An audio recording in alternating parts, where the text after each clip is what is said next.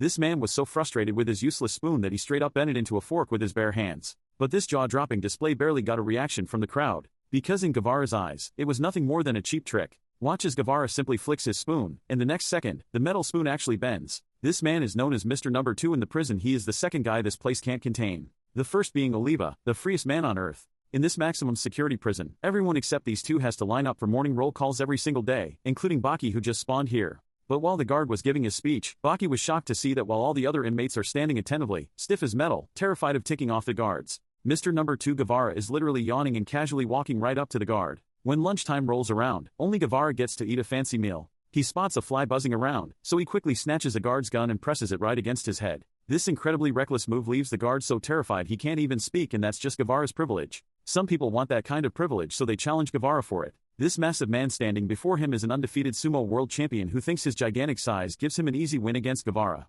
So during mealtime, he starts talking trash, effortlessly bending his iron spoon into a fork. But Guevara just flicks his spoon and boom, the metal bends. Feeling completely humiliated, the guy flips the table, dumping food all over Guevara. The guards rush over to break it up, but Guevara grabs the guard's pistol and hands it to the man, daring him to shoot him in the head. But the moment the guy pulls the trigger, Guevara kicks him in his balls. The man's on his knees screaming in agony. Still furious, the man challenges Guevara to his specialty, a sumo match. As the fight begins, the man tries to lift Guevara up, but no matter how hard he tries, Guevara doesn't budge at all.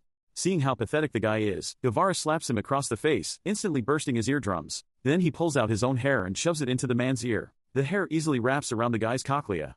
And with a gentle tug, the man's cochlea gets sliced into pieces and he collapses to the ground. Guevara wins the fight.